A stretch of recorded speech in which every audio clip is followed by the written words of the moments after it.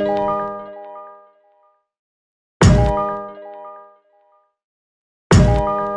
drôle, on croit.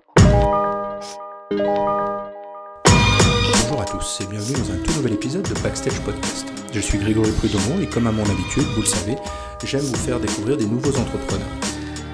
Là, on parle d'un entrepreneur qui aide d'autres entrepreneurs et qui a surtout rien de nouveau. Lucas Rondès est en Chine depuis maintenant plusieurs années. Il est arrivé par le biais de l'industrie bancaire, puisqu'il est suisse et il va l'expliquer, sans relation aucune. Comment il en est arrivé à travailler pour une banque locale et développer tout ce qui était private banking pour la banque de Hangzhou, où finalement il a décidé de rester. Hangzhou est à peu près à 1 heure de train de Shanghai. Et après son parcours en banque, en fait, il a décidé de lancer une start-up dans une aventure un peu plus entrepreneuriale, mais qui n'a pas très bien fonctionné. Il a décidé du coup de passer d'un service de B2C qui aidait des personnes étrangères à s'installer et à se développer en Chine à quelque chose de beaucoup plus B2B, un petit pivot, qui lui a permis de vraiment identifier un besoin qui était réel, de trouver le support des organismes locaux chinois avec qui il a d'excellentes relations. Vous allez voir aussi, il va nous expliquer qu'il a différents prix et différentes reconnaissances au niveau de la ville et qui lui permettent d'ailleurs d'ouvrir une nouvelle antenne de Nihub à Qingdao cette fois-ci.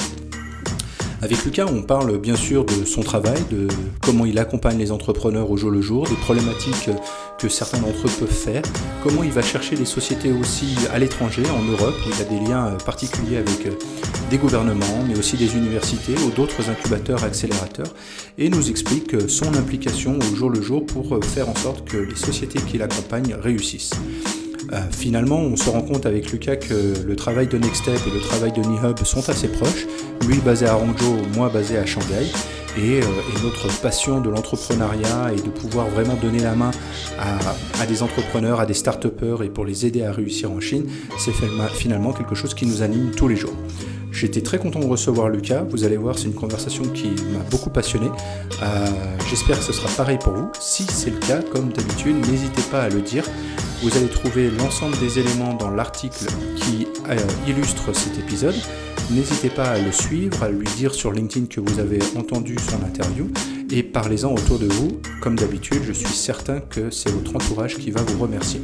Moi, je vous retrouve à la fin de cette interview pour un tout petit moment. Bonjour Lucas. Bonjour Greg. Bienvenue sur un tout nouvel épisode de Backstage. Je suis bien content de profiter de ta visite à Shanghai pour qu'on puisse faire connaissance. Alors on s'est croisés quelques fois, on évolue dans un écosystème d'entrepreneurs qui est maintenant assez bien identifié, mais c'est vrai que tu n'es pas basé à Shanghai et donc du coup on n'a pas l'occasion d'aller se prendre un café comme ça le matin quand on en a envie. Du coup tu es basé où si tu n'es pas à Shanghai ? Je suis basé à Hangzhou, c'est environ à 1h30 ou à 1 heure en train de Shanghai, en fait, dans la capitale de la province du Zhejiang, où plus facile à comprendre, c'est la capitale de Alibaba, où il y a le headquarter de Alibaba. D'accord. Ça fait combien de temps que tu t'es installé à Hangzhou ? Ça fait depuis 2007, donc ça fait bien 12 ans maintenant. T'es arrivé en Chine directement à Hangzhou ? Directement à Hangzhou. D'accord. Directement à Hangzhou. Qu'est-ce qui t'a amené là-bas ? Pourquoi à Hangzhou ? Parce qu'à Hangzhou, à l'époque, en 2007, c'était pas encore la capitale d'Alibaba. Justement, en fait, c'est parce que le fait que auparavant, je travaillais dans le domaine bancaire. Ouais. Je suis suisse, donc très lié au monde bancaire. Et en fait, j'ai découvert la Chine par le biais de Chinois en étant en Suisse, qui m'ont fait ouvrir en fait l'intérêt sur ce pays. Et comme je suis quelqu'un qui adore tout ce qui est challenge, etc., j'ai dit ok, on va faire le pas et on va tout quitter, on va essayer d'aller voir ce qui se passe là-bas. J'ai fait le choix de choisir un endroit qui n'est pas trop international, parce que pour moi c'est important d'arriver dans un nouvel endroit, de vraiment bien comprendre en fait le marché en lui-même. Donc de me mettre un peu loin de tout ce qui est international, ça m'a permis vraiment les premières années, les premiers mois en fait, de vraiment être vraiment dans comment on dit dans ça, l'écosystème, dans l'écosystème fait, et vraiment être dans la Chine en fait. Vraiment dans la Chine, c'est vraiment de comprendre en fait, de rentrer des locaux, de vivre avec les locaux, de manger avec les locaux, de travailler avec les locaux, et c'est à mon avis une meilleure façon pour vraiment comprendre à long terme en fait, le potentiel de ce pays. Quand tu es arrivé, tu disais que tu venais de la banque. Tu as travaillé d'abord dans des banques à Hangzhou ? En fait, j'ai travaillé 8 ans dans une banque suisse en Suisse. Oui. Et c'est là qu'en fait, j'ai fait le choix de tout quitter en n'ayant rien de l'autre côté. Donc, vraiment arrivé sans parler le chinois, sans avoir le moindre but professionnel, etc. Mais j'adore le networking, je suis un peu comme toi, j'adore rencontrer plein de monde. Et en fait, c'est en rencontrant du monde que j'ai eu l'occasion d'entrer dans une banque locale, Bank of Hangzhou, où j'ai pu avoir l'occasion, et c'était mon premier challenge, c'était d'arriver dans un endroit, après avoir fait en fait beaucoup d'années dans le private banking. Ouais. Et ils m'ont dit, écoute, on a plein de clients fortunés ici, mais on n'a pas de private banking. Tu arrives à me créer un département private banking. Et c'était génial parce que dans une banque locale avec plein de clients et de commencer à zéro, donc c'était vraiment un challenge extraordinaire. Donc j'ai travaillé aussi dans les banques locales pendant bien 8 ans ici en Chine. Ah oui, quand même, ouais. Donc tu étais souvent, j'imagine, sur ce genre de projet, tu étais le seul étranger dans un système, dans une banque où généralement, dans les banques locales, on ne va pas trop chercher des étrangers pour faire ce genre de choses. Et donc toi, tu t'es accroché quand même quelques années. Qu'est-ce qui a fait que tu as décidé de faire autre chose ? Parce qu'aujourd'hui, tu n'es plus du tout lié aux banques. Non. En tout cas, tu n'es plus du même côté de la table, on va dire. Qu'est-ce qui a fait que tu as décidé de sortir du monde bancaire ? Premièrement, en fait, j'ai jamais aimé le monde bancaire. Donc, c'était facile à faire le choix. En fait, ce que j'ai aimé dans le monde bancaire, c'est le côté relationnel. D'accord. C'est-à-dire de pouvoir parler, de pouvoir rencontrer plein de gens et des gens souvent qui ont eu du succès. Surtout dans le private banking, c'est des gens qui sont cotés en bourse ou des grands entrepreneurs. Mm-hmm. Et en fait, j'ai appris énormément avec eux. J'ai aussi appris par le biais de travailler dans une banque locale aussi comment le fonctionnement des entreprises chinoises par le biais avec le relationnel avec le gouvernement, avec les employés locaux, etc. Donc c'était vraiment un training, des cours sur mesure, je dirais, pour comprendre en fait ce marché-là. Donc j'ai toujours su en venant en Chine que mon but c'était l'entrepreneuriat, mais je savais aussi que pour commencer il faut avoir un bagage derrière soi qui nous permet justement d'avoir les ressources nécessaires pour pouvoir commencer. Donc pour moi les ressources premières c'était de rencontrer du monde. Et c'est ça que j'ai fait par le biais du domaine bancaire. Alors aujourd'hui, et on reviendra peut-être sur le comment on en est arrivé là, mais aujourd'hui du coup tu as créé NiHub. En quelques mots, qu'est-ce que c'est ? NiHub, en fait, parce qu'avant NiHub, on a créé notre propre start-up plutôt dans le domaine Internet et on a fait beaucoup d'erreurs comme la plupart des entrepreneurs lorsqu'ils commencent, mais également, à part les erreurs, on a beaucoup appris de ça. On a également eu besoin de rencontrer beaucoup de monde pour trouver des solutions à nos problèmes. Et en fait, on s'est rendu compte que notre premier projet, même si ça nous a amené pas mal de ressources, la plupart des gens étaient intéressés plus par notre histoire que par ce qu'on faisait exactement. Donc, en fait, je me suis rendu compte que ce qui me plaisait également, c'était d'aider les autres à résoudre leurs problèmes et d'être proche de gens qui ont beaucoup de motivation et des rêves dans leur tête. Et en fait, NiHub, en 2 mots, c'est créer un centre où on a mis toutes les ressources qu'on avait à disposition et on échange ces ressources avec des autres qui en ont besoin. Donc, on n'est pas vraiment un incubateur, même si on fait beaucoup ce que les incubateurs font ou devraient faire. Mais on dit que c'est plutôt un centre d'innovation, ce qui nous permet en fait d'aider principalement des entreprises étrangères. On appelle des scale-up, donc qui ont besoin de faire leur expansion sur l'Asie ou en Chine particulier, à leur aider à faire leur landing, comme on dit ça en français, je ne sais plus. Ouais, c'est la piste d'atterrissage. La piste d'atterrissage. Et également leur expansion en Chine en leur mettant toutes les ressources nécessaires qu'ils ont besoin pour commencer et pour se développer en Chine. D'accord. Donc c'est ça qu'on a mis tout en place, NiHub. Donc NiHub, en fait le nom lui-même veut dire ça, c'est hub, on met toutes les ressources à disposition dans un hub. Et Ni, on fait ça veut dire Ni en chinois, ça veut dire toi, donc on fait ça pour les entrepreneurs. D'accord. Et donc aujourd'hui, vous avez arrêté votre projet de start-up de votre côté et en fait vous dédiez votre temps à accompagner les projets. On va plutôt dire qu'on a fait un pivot dans ce sens-là, c'est-à-dire qu'auparavant, ce qu'on faisait beaucoup online, aujourd'hui on le fait plus offline. Et en fait, c'est-à-dire qu'on a un peu changé bien sûr notre business model qui permet justement d'aider les entrepreneurs à s'implanter, à se développer en Chine et revenir un peu avec donner les ressources. Notre business model principale est plutôt côté investissement. D'accord. Donc aujourd'hui, en fait, notre façon de fonctionner n'est pas très différente d'un fonds d'investissement, c'est-à-dire qu'on va regarder, on va aider des entrepreneurs qui ont un potentiel à long terme, mais en sachant qu'ils sont très early stage, qu'ils sont très au début de leur entrepreneuriat, ou au début en Chine, en tout cas, de leur entrepreneuriat, et ça leur permet justement de se développer. D'accord. Pour toi, le projet idéal qui devrait venir taper à la porte de ton centre, il a quelle taille, il vient d'où, c'est quel domaine généralement? Je dirais pour moi, j'ai deux casquettes. Donc le côté entrepreneur, on va dire que je suis prêt à aider vraiment tout le monde et je vais pas m'arrêter à savoir d'où il vient et ce qu'il fait. Si la personne a des rêves et s'il est motivé, je suis aussi prêt à l'aider à avancer, ou en tout cas à l'aider à pas faire des erreurs et à lui donner les ressources nécessaires. Mais pour moi, plus au niveau de mon business, on va plutôt se focaliser sur des entreprises européennes qui sont plutôt dans le hardware ou plutôt dans la hard technology plutôt que dans le software. Donc on fait beaucoup de projets plutôt tout ce qui est semi-conducteurs, tout ce qui est AI, big data, aussi beaucoup dans le médical.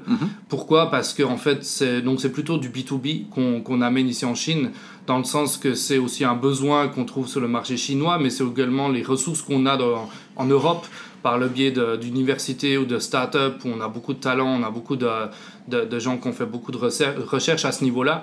Et l'avantage ou le problème qu'ils ont en Europe, c'est que l'Europe c'est trop petit et par exemple je viens de Suisse où on a 7 millions d'habitants, c'est-à-dire pour créer un business model autour d'un marché comme ça, c'est quand même très difficile. Par contre, ils ont les ressources nécessaires, la technologie nécessaire pour faire quelque chose de beaucoup plus grand, donc on leur permet justement d'obtenir en fait des informations pour accéder à un marché beaucoup plus grand. Donc plutôt du B2B, et aussi l'autre raison, c'est parce qu'en Europe, on a beaucoup de sociétés c'est très difficile à démarrer par le fait qu'ils n'ont pas les financements nécessaires ou d'autres raisons. Ce qui fait qu'en fait, au niveau de l'investissement par lui-même, c'est très avantageux parce que leur valuation est souvent beaucoup plus basse que ce qu'on peut retrouver en Chine ou aux États-Unis ou en Israël, par exemple. D'accord. Et alors, les projets, on est bien d'accord, si je rephrase ce que tu dis, les projets ne sont pas encore en Chine. C'est-à-dire que quand ils arrivent en Chine, c'est avec vous, en fait. Généralement, ils ne sont pas encore en Chine. Généralement, on commence très tôt dans le sens qu'ils n'ont même pas encore pensé à la Chine. Parce qu'on fait beaucoup d'éducation à ce niveau-là, dans le sens que la Chine, ça reste un gros point d'interrogation pour beaucoup de monde. Donc nous, on a aussi cette responsabilité-là, c'est-à-dire d'informer en fait sur le marché chinois des gens qui n'ont pas nécessairement accès aux informations. Parce que les informations des médias ou les informations des gouvernements ne sont pas nécessairement non plus très terre à terre. Donc notre but, c'est en tant qu'entrepreneur étranger ici en Chine, d'informer aussi les autres personnes au niveau des risques également, mais aussi des opportunités sur le marché chinois. Donc ça prend quelques mois, et dès qu'ils ont regardé au niveau interne si leur stratégie pourrait être viable à se développer sous la Chine, et c'est là qu'on travaille avec eux pour créer leur stratégie en Chine. D'accord. Et alors, comment ils vous trouvent ? Généralement, bouche à oreille, beaucoup de bouche à oreille. Autre chose, on travaille bien sûr beaucoup avec des autres institutions, que ce soit des gouvernements, que ce soit chinois, que ce soit consulat ou ambassade.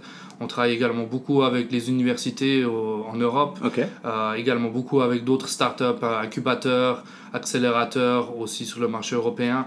Donc c'est plutôt dans la communauté en elle-même que les projets, on se rend compte. Et alors ça fait combien de temps maintenant c'était quand le premier projet qui est arrivé dans le centre de NeHub, du coup, à Hangzhou ?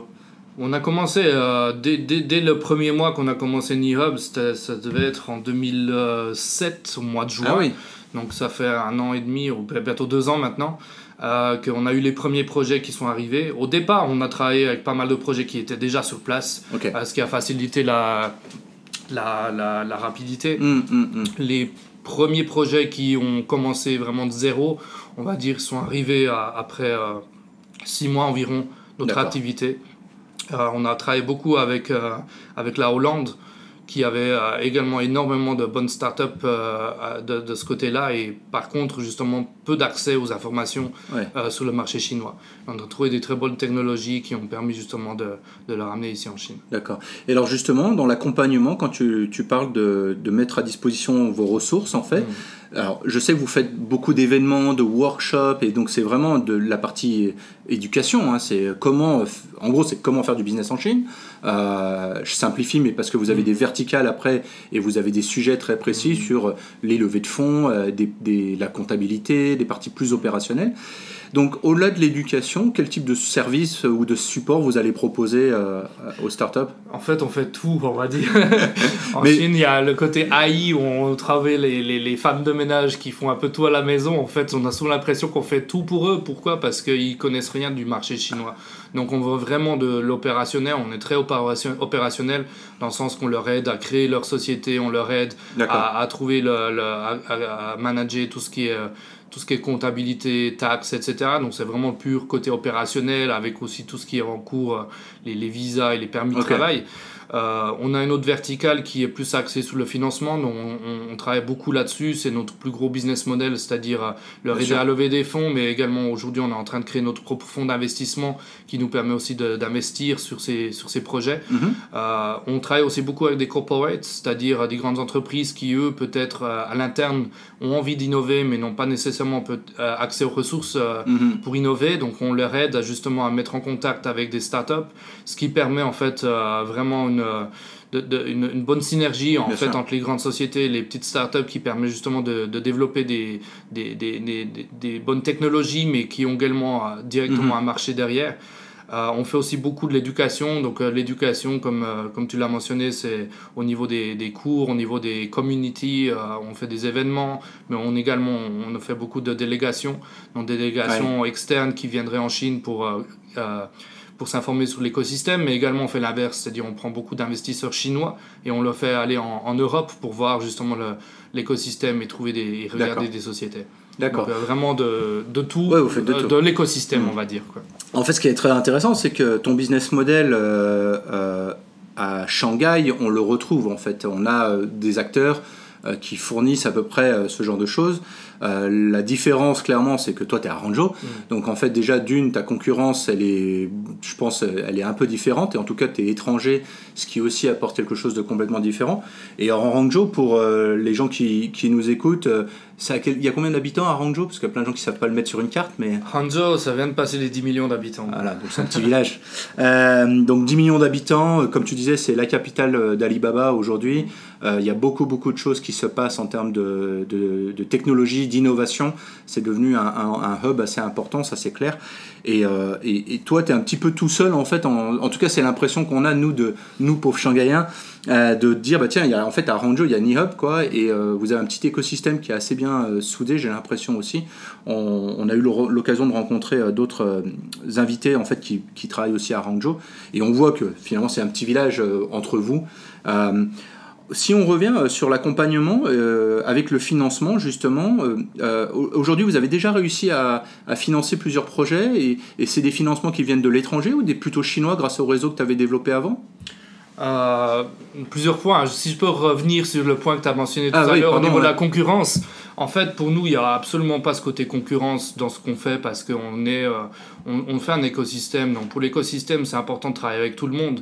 Donc, c'est-à-dire que pour mettre en place une stratégie, il faut avoir accès à ce marché. Donc, que ce soit des investisseurs, que ce soit des partenaires, que ce soit aussi des coworking space, etc. Donc, on n'a absolument pas une côté concurrentiel dans ce marché-là. Intéressant. Ouais. Pourquoi on a choisi Hangzhou ? C'est justement pour avoir accès à un autre écosystème qui est un peu moins ouvert pour les étrangers que ce qui pourrait être Shanghai, mais qui est, à mon avis beaucoup plus intéressant. Donc, comme tu as mentionné, on a aidé beaucoup d'entreprises à lever des fonds. On fait ça dans le sort parce qu'on travaille que avec des fonds chinois. D'accord. Pourquoi on travaille que avec des fonds chinois ? Parce que pour pouvoir accéder au marché chinois, il faut avoir de l'argent, mais il faut aussi également avoir beaucoup de ressources sur le marché, que ce soit des clients potentiels, que ce soit des partenaires potentiels. Et ça, c'est vraiment les fonds chinois qui ont ces ressources-là, à l'inverse des fonds étrangers qui ne connaissent même encore moins bien le marché que les entrepreneurs. Donc pour nous, c'est super important qu'on travaille avec des fonds chinois. Et c'est aussi pour ça qu'on travaille qu'avec des entreprises qui ont une stratégie vraiment axée sur le marché chinois aussi à long terme. D'accord. C'est-à-dire qu'une entreprise qui est axée sur le marché européen, qui est en Europe et qui a besoin juste des fonds, on ne va pas nécessairement travailler avec. Pourquoi ? Parce que les investisseurs chinois ne vont pas amener beaucoup plus que que du financement. D'accord. Donc pour nous, c'est vraiment exclusivement des marchés, des fonds d'investissement chinois. Ça ne veut pas dire qu'ils n'investissent pas à l'étranger. Indépendamment de la structure, ça peut arriver qu'ils investissent sur la maison mère à l'étranger. Mais pourquoi revenir sur Hangzhou parce que le marché à Hangzhou, l'écosystème est à mon avis très très très innovateur.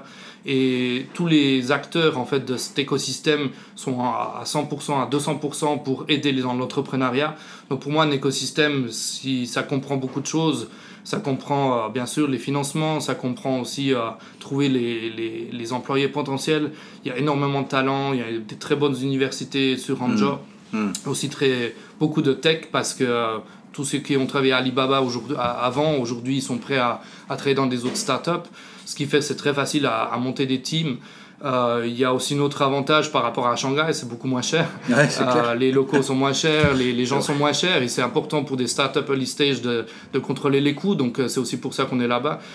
L'autre chose, bien sûr, à Hangzhou, on a une énorme aide du gouvernement qui apporte énormément de support à tout ce qui est startup, que ça soit chinoise ou que ça soit étrangère, ce qui fait que c'est beaucoup plus facile à démarrer. On dit souvent qu'être entrepreneur, c'est très difficile, c'est très solitaire comme job, mais à Hangzhou, on a l'impression qu'on est vraiment une grande famille qui nous permet justement de s'entraider et d'avoir accès à plein de ressources. Je prends un exemple que je dis souvent au niveau du gouvernement. Ce que j'aime au niveau du gouvernement à Hangzhou, c'est qu'ils sont très axés sur le marché, c'est-à-dire qu'ils viennent souvent nous voir sans qu'on leur demande de venir nous voir.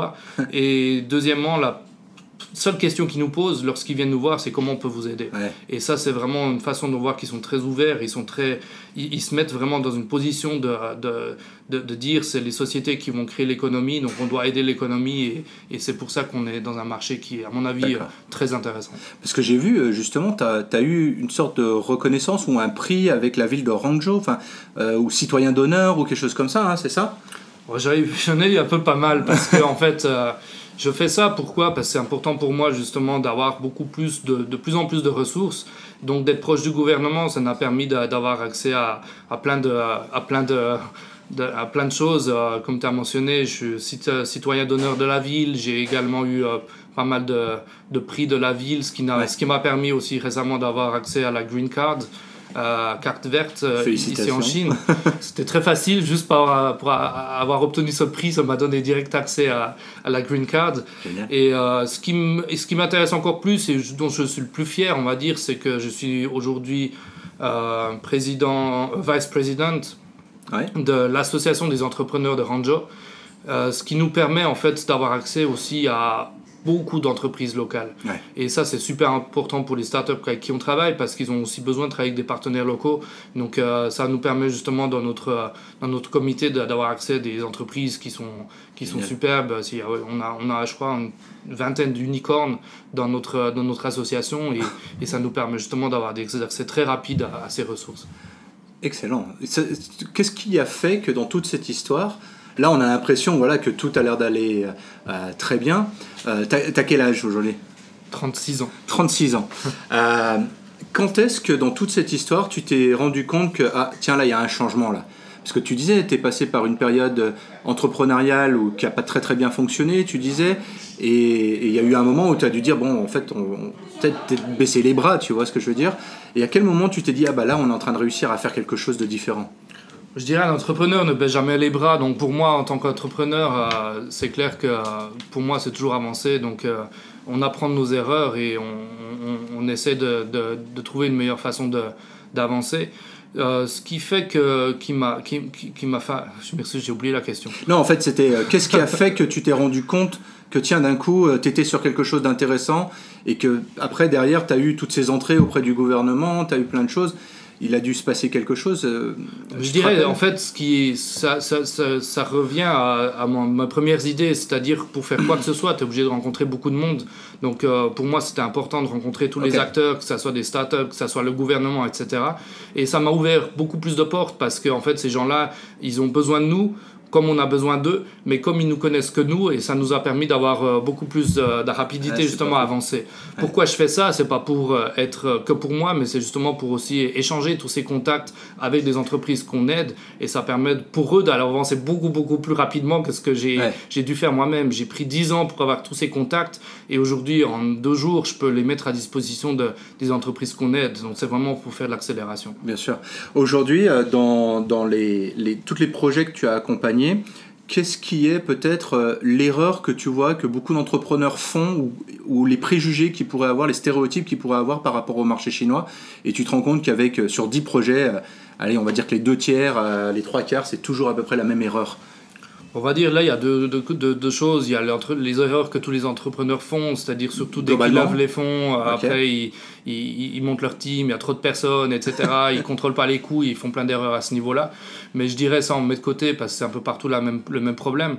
Je dirais plus centralisé sur la Chine, on va dire qu'ils ne passent pas assez de temps à s'adapter justement au marché chinois. Donc il faut vraiment faire une grande adaptation de leur business model et de leur façon de travailler quand on revient en Chine. Donc ça demande également beaucoup d'efforts à ce niveau-là, et je prends un exemple tout simple, mais parler la langue, ça aide également beaucoup à long terme. Donc il y a des gens et c'est souvent ce que je vois aussi à Shanghai, c'est des gens qui vivent ici depuis énormément d'années mais qui n'arrivent pas à maîtriser la langue. Lorsqu'on ne maîtrise pas la langue, ça ne nous permet pas vraiment de maîtriser en fait l'échange et la confiance qu'on peut obtenir de l'écosystème en Chine. Et c'est ça qui m'a fait aussi beaucoup la différence, c'est parce que je pouvais parler chinois avec mes partenaires. Et je dirais la plus grande erreur, ça reste quand même beaucoup à l'adaptation sur le marché. Quand tu accompagnes les sociétés, justement, pour les aider à s'adapter, lever des fonds, etc., vous allez jusqu'où? Vous les accompagnez jusqu'à quand? Jusqu'à ce qu'ils en aient marre de vous? Ou comment ça se passe? On va dire, on travaille vraiment d'une même façon qu'un fonds d'investissement. C'est-à-dire que ça dépend comment on a, bien sûr, la relation avec les projets, mais généralement, c'est du très long terme. C'est-à-dire, pour nous, on ne va jamais lâcher quelqu'un à chaque étape qu'ils ont besoin de nous, parce que pour nous, c'est aussi du long terme, même si en Chine, le long terme, ça devient presque du court terme, parce que ça va très vite. Mais pour nous, c'est super important de ne pas faire du short term, de faire juste une transaction et de partir. C'est vraiment de l'aider à monter. Et généralement, la première levée de fonds, ce n'est pas la plus difficile. C'est plus par la suite que ça devient beaucoup plus difficile. Donc ça demande également beaucoup d'aide, justement, à leur aider à créer leur stratégie, et à leur aider à ne pas faire les erreurs que beaucoup font, et qui fait qu'ils vont arrêter très vite leur projet. Donc aujourd'hui, vous identifiez une société en Europe, elle vient s'installer dans vos bureaux?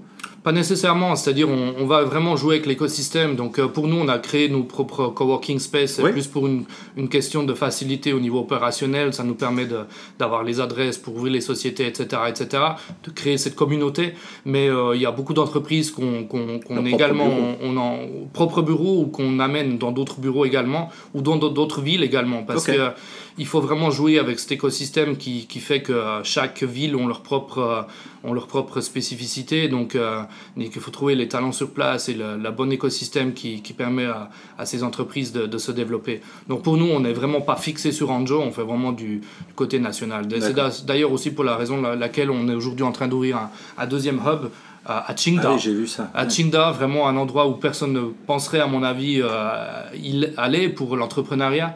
Mais pour nous, c'est important de trouver justement des écosystèmes qui ont du potentiel à long terme, qui ont également pas mal de ressources, pas également beaucoup développées, ce qui fait justement d'amener quelque chose de nouveau et d'avoir accès à des ressources. Très intéressantes. Alors vous allez toujours chercher finalement le deuxième et troisième tier city, en fait, c'est ça, c'est des zones à fort potentiel, mais qui sont pas Pékin ou Shanghai, on va dire, pour faire très simple. Et c'est vrai que j'ai vu ça dans les réseaux sociaux que vous étiez en train de regarder à Qingdao. J'ai trouvé l'idée intéressante. Il y a une petite communauté de Français qui avait misé dessus depuis 20 ans au moins, j'imagine. Donc en effet, ça doit être intéressant. On va dire, on évite les first tier city parce que c'est des villes, Shanghai, Pékin, qui sont très faciles d'accès. Donc c'est pas nécessairement les villes où on a besoin de s'implanter. Les ressources sont très ouvertes.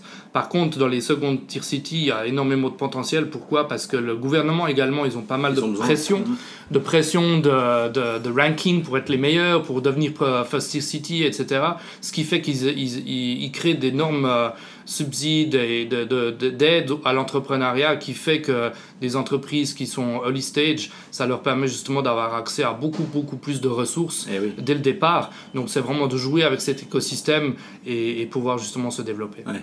Est-ce qu'il y aurait des sociétés ou des projets où tu leur dis en fait il faudrait surtout pas qu'ils viennent à Hangzhou par exemple, et peut-être en effet il faudrait qu'ils aillent plutôt à Pékin ou à Shanghai? Est-ce qu'il y a des projets comme ça que vous allez peut-être refuser parce que Hangzhou c'est pas le bon endroit et vous allez les renvoyer vers... Parce que tu disais que tu travaillais aussi avec d'autres villes potentiellement. Donc il y a des projets comme ça? Bien sûr. Et généralement c'est pas nécessairement on les refuse, c'est simplement que en fait c'est pas un bon marché. Je prends un exemple, on a parlé de semi-conducteurs.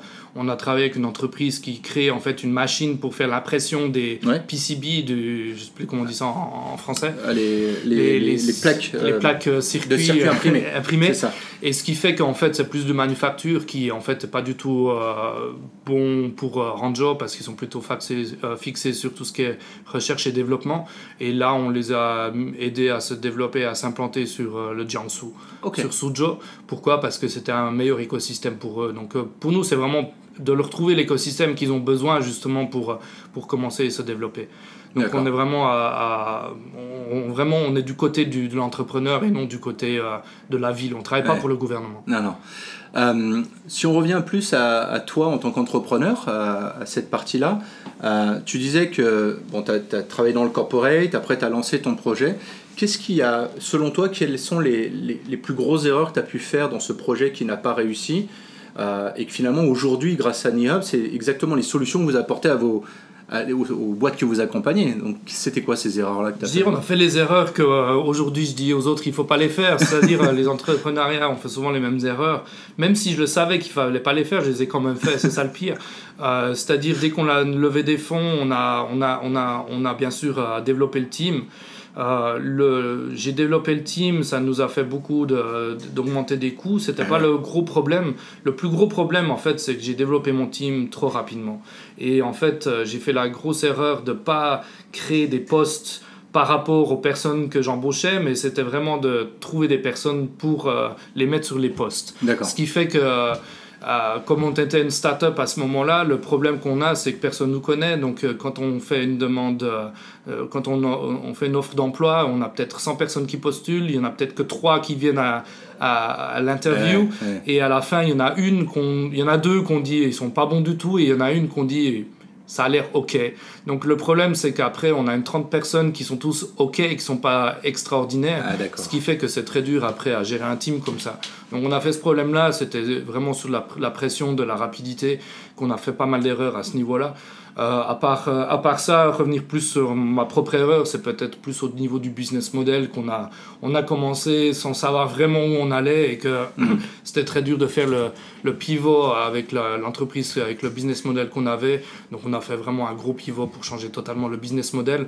On était aussi, le gros problème, c'est qu'on était plutôt axé sur le B2C et en fait on se rend compte que B2B c'était beaucoup plus viable. Bien sûr. Et également pour les étrangers, c'est aussi pour ça qu'aujourd'hui on focalise beaucoup plus sur le B2B. D'accord. Peut-être pour préciser, tu avais créé une plateforme en ligne, c'est ça, qui était tournée vers les étrangers, qui fonctionnait via une application et où en fait il y avait tout un tas d'informations qu'on pouvait trouver pour un étranger qui vivait en Chine, pour faire simple, c'est ça? Exactement, on avait créé cette application qui s'appelle Nira, donc bonjour en chinois, et le but c'était également d'aider les étrangers plutôt au niveau de leur vie personnelle, d'avoir accès à des informations, accès à des services qui leur permettent de vivre meilleur ici en Chine. L'idée en elle-même, je la trouve toujours intéressante, je la trouve toujours aussi importante aujourd'hui. Peut-être le problème qu'on avait, c'était plus au niveau justement du business model, que ça ne nous permettait pas également d'être viable à long terme. Donc, mais là, on voit clairement le pivot en disant on était en B2C, comment se débrouiller en Chine en tant qu'étranger. Là, on le voit qu'en passant sur NeHub avec le B2B et en se disant on va aider les professionnels à se développer en Chine. Clairement, en effet, le business model, il est beaucoup plus évident. Tu peux facturer des services, tu peux prendre des parts. Il y a pas mal de choses qui peuvent être intéressantes.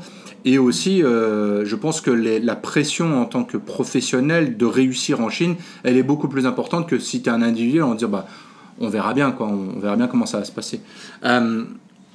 Qu'est-ce qui a fait est-ce que tu penses que ce projet, qu'est-ce qui a fait que tu l'as gardé aussi longtemps? Vous avez travaillé combien de temps dessus? 2 ans à peu près? On a travaillé en fait 15 mois, mais dans les 15 mois, on a également développé une deuxième application qui en fait permettait de faire la monétisation du premier. Et c'est là en fait que on a décidé d'arrêter. Pas parce que c'était pas viable, mais parce que ça demandait beaucoup de ressources de financement, ce qui n'était pas nécessairement le plus gros problème, mais en fait avec nos investisseurs, on s'est rendu compte qu'en fait c'était plus facile de faire un pivot sur le B2B et ça ramènerait beaucoup plus de ressources et de résultats à court terme. Et c'était très intéressant pour moi parce que j'ai passé 15 mois sans une seule fois être profitable avec ma première société, et dès qu'on a pivoté à Nirub, dès le premier mois on était profitable. Donc c'était intéressant de voir aussi cette façon-là, mais ce qui permet également de développer à plus long terme des stratégies et d'être moins sous la pression justement de travailler à court terme, et c'est souvent sous cette pression-là qu'on fait beaucoup d'erreurs et qui fait que ça s'arrête aussi assez rapidement aussi. C'est une question que je pose souvent à des gens qui ont eu un projet comme ça, parce que je trouve que c'est... Aujourd'hui, tous les entrepreneurs, à un moment, il y a eu une failure, en fait. Ils ont raté quelque chose, et c'est parce qu'ils ont raté qu'aujourd'hui, ils ont gagné une sorte de succès. Et une question que je pose souvent, c'est en gros, est-ce que vous auriez essayé d'arrêter plus tôt? Est-ce que vous avez continué le projet trop longtemps et tu te dis, bah, mince, si on avait arrêté 6 mois plus tôt, comme tu disais, le premier mois on a été profitable en fait, tu vois? Je dirais ça, c'est difficile à répondre parce qu'il y a deux côtés. Oui, bien sûr, si je peux revoir l'argent que mes investisseurs m'avaient donné au début et de recommencer, je ferais les autres choix. Mais à mon avis, je ne regrette pas en fait cette histoire-là parce que ça m'a permis de comprendre, d'apprendre énormément de choses qui fait qu'aujourd'hui, c'est toutes des choses que je peux mettre aussi à disposition d'autres personnes. Et pour mon business model aujourd'hui, c'est super important d'avoir ça, d'avoir ces connaissances. Donc, on va dire, je regrette pas du tout. Et si je prends même l'exemple de mes investisseurs, ils n'ont pas non plus regretté du tout parce que ça nous a apporté tellement de ressources qu'aujourd'hui, c'est des ressources qui sont super importantes pour nous de faire ça. C'est-à-dire du jour où j'ai recommencé à développer Nirub, en fait, ils ont continué à me supporter, ils m'ont redonné de l'argent pour faire ce deuxième projet. Génial. Donc, c'est pas du tout un échec comme je le vois. À mon avis, l'échec arrive simplement le jour où on décide tout arrêter, et ce qui n'arrivera jamais, en tout cas dans mon cas, quoi. Est-ce que tu vois des entrepreneurs autour de toi, peut-être dans les sociétés que tu accompagnes, qui eux pour le coup devraient arrêter? Tu dis là, c'est dur de dire ça à un entrepreneur que tu as accompagné depuis le début, et tu lui dis non, vous y arriverez. Enfin, c'est compliqué là. Je vais être encore plus dur. Je dirais, il y a beaucoup d'entrepreneurs. Je pense qu'ils devraient même pas commencer. Et ça, c'est plutôt du côté qu'ils n'ont pas la mentalité d'entrepreneuriat. C'est-à-dire pour moi, quelqu'un qui est prêt à justement à avoir tous ces challenges et ces problèmes à résoudre, pour moi, même s'il fait des erreurs, c'est pas grave. S'il arrive à faire le pivot au bon moment, il va toujours pouvoir développer quelque chose. Et je serai toujours là pour l'aider. Il y a certaines autres personnes qui, à mon avis, ne sont pas bons dans l'entrepreneuriat. Ils sont peut-être bons dans le business, mais plutôt corporate. Donc c'est pour ça, à mon avis, c'est plus le profit de la personne qui gère le projet plutôt que le projet en lui-même. Bien sûr, il y a des projets en eux-mêmes qui, à mon avis, sont aussi très durs à développer. Et je vais être très franc avec eux. Je vais leur dire ce que je pense, mais je vais aussi leur dire que mon avis, c'est un seul avis, qu'ils ont besoin de beaucoup plus d'avis, et c'est eux, l'entrepreneur, c'est à eux de faire les choix et les décisions. Après, ces personnes-là, c'est pas nécessairement les personnes avec qui j'ai envie d'investir sur eux. Bien sûr. J'ai mes propres raisons, mais ça veut pas dire qu'ils vont pas réussir à développer leur projet. Dans ce que tu expliques, on voit que tu as un vrai rôle de mentor, du coup même un peu de coach, certainement, plein de fois. Toi, qui c'est qui t'a accompagné? Comment tu as fait pour te former en fait dans toute cette entreprise entrepreneuriale, on va dire? Il y a quelqu'un qui t'a accompagné, des gens? En fait, non, c'est ça le problème. C'est pour ça que j'ai pris énormément d'années à comprendre mes erreurs. C'est parce que j'avais pas assez d'aide, de support, de mentor, etc. Le problème aussi, c'est que lorsqu'on commence une entreprise, c'est très difficile. Je dis toujours, il y a le problème de cette balance entre l'humilité et la confidence. Il faut être assez confiant, pardon. Ouais. Il faut être assez assez confiant en soi-même pour justement développer des meilleurs partenariats, etc. Et de l'autre côté, il faut être assez humble. Humble, pardon, pour justement être ouvert et parler de ses problèmes, etc. Ce qui nous permet justement d'avoir toutes les informations à disposition. Ouais. Dès mon premier projet, le problème c'est qu'il fallait j'allais trop vite et en fait j'ai pas passé assez de temps à parler à d'autres personnes, à d'autres entrepreneurs, ce qui fait que j'avais pas assez de personnes. Toutes les personnes que je rencontrais, ils me disaient tous c'était super ce que je faisais et personne ne m'a dit que c'était pas bien. Et en fait c'est là qu'il faut avoir des gens de confiance qui nous permettent justement de dire il y a des erreurs, à faire attention, etc. J'ai appris et c'est pour ça qu'aujourd'hui c'est une responsabilité, vraiment j'ai l'impression que c'est une responsabilité pour moi de mentionner ça aux autres personnes, de faire attention aux erreurs que j'ai fait moi-même. Pour toi, dans le business en Chine, qu'est-ce qui est la partie la plus difficile, ou qu'est-ce qui a été la partie la plus difficile? Pour moi, en fait, je trouve pas qu'il y a quelque chose de très difficile à faire parce que, en fait, pour moi, il y a plein d'opportunités, il y a plein de petits problèmes qu'il faut résoudre et pour moi, les petits problèmes, c'est pas un gros problème, donc il faut les résoudre un après l'autre. Ouais. Je dirais la plus grande difficulté, à mon avis, qui serait pour des autres, c'est justement d'avoir les ressources nécessaires, les contacts nécessaires pour justement développer leur projet. J'ai pris pratiquement 10 ans pour les développer, donc pour moi c'était pas un problème de les utiliser par la suite, mais pour des personnes qui viendraient d'arriver, c'est clair, ça prend du temps justement de créer ce relationnel, et c'est super important d'avoir ce relationnel lorsqu'on parle d'investissement, lorsqu'on parle de relations avec le gouvernement, etc. Et c'est pour ça que de nouveau c'est une responsabilité pour moi de leur aider justement à créer cette porte d'entrée pour avoir accès très rapidement à ces ressources. Ça va faire maintenant très longtemps que tu es en Chine, que tu fais ça, tu es passé par différentes formations, tu viens d'un monde très bancaire, formé, où on t'avait peut-être une carrière à faire dans la banque. Tes parents, ta famille, tes amis en Suisse, ils comprennent ce que tu fais, ils comprennent pourquoi tu es resté aussi longtemps en Chine ou... Je dirais ils comprennent et ils comprennent pas. Ils comprennent pas parce que je leur dis rien, parce que je leur dis pas, parce qu'ils comprennent peut-être pas non plus mes choix à ce niveau-là. Mais ils comprennent parce qu'ils me voient que je suis très heureux, parce qu'ils voient que je crée du succès aussi, ils voient que j'avance. Donc pour ce côté-là, ils vont toujours me supporter, ils vont toujours m'encourager à faire mes propres choix. Pour l'autre côté, comme j'ai dit, on est dans un monde très différent de ce qu'on peut voir en Europe. Donc même si je leur expliquerais ce qui se passe ici, je suis pas sûr qu'ils arriveraient à comprendre. Donc c'est pour ça que je garde le côté positif à leur dire et le côté négatif, je le garde pour moi, quoi. Aujourd'hui, quand les gens ils te demandent si t'es successful, tu penses que t'en es où à peu près? Je pense pas, en fait c'est pas un terme pour moi que je comprends, successful, je comprends pas ce terme. Pour moi, je dirais je suis très heureux de ce que je fais, je vois que ça crée de la valeur, je vois que mon team ils sont contents de faire ce qu'on fait, on voit qu'on arrive à aider des entrepreneuriats et de voir les gens heureux, ça me rend heureux, donc on va dire que je suis heureux en premier. Successful, c'est vraiment un terme qu'on verra à très long terme et voilà, je sais pas. On va continuer à se battre. Du coup, justement, dans 5 ans, dans 3-5 ans, on se voit, on fait le point. Niob, vous en êtes où? Moi, j'aimerais dans 3 ou 5 ans, en fait, de montrer plutôt le côté investissement. C'est-à-dire aujourd'hui, on est très en early stage, donc on amène des entreprises qui viennent de s'installer, ils sont au début de leur carrière ici en Chine. J'espère que dans 3 ou 5 ans, on va pouvoir montrer justement des success stories, des entrepreneurs qui ont réussi à développer vraiment un bon business, etc. Le problème en Chine, c'est que beaucoup de partenaires ne pensent pas que les étrangers arrivent à faire quelque chose en Chine.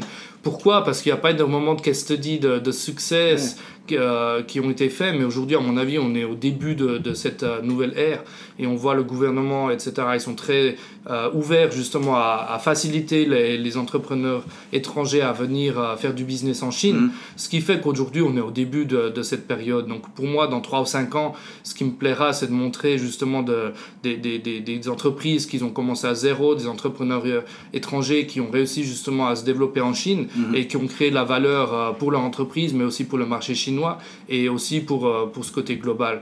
Et c'est ça qui que je me retarde. Je me retarde aussi de voir beaucoup plus des entreprises chinoises de devenir beaucoup plus internationales, c'est-à-dire également au niveau de leurs employés. Je dis souvent, quand on voit Google qu'ils ont 60% de leurs employés qui sont étrangers, quand on voit des Alibaba où à mon avis 1%, ils n'ont même pas 1% de personnes étrangères, c'est très difficile à faire cette globalisation. Et pour moi aujourd'hui, la Chine aujourd'hui est en train de changer le monde, surtout au niveau AI, etc., où on voit toutes les nouvelles technologies se développent beaucoup plus rapidement ici en Chine, qui fait qu'aujourd'hui ça va amener beaucoup de nouveaux changements dans le monde en général. Donc c'est aussi important pour les entreprises locales, entreprises chinoises, devenir beaucoup plus internationales pour s'y comprendre en fait le marché étranger.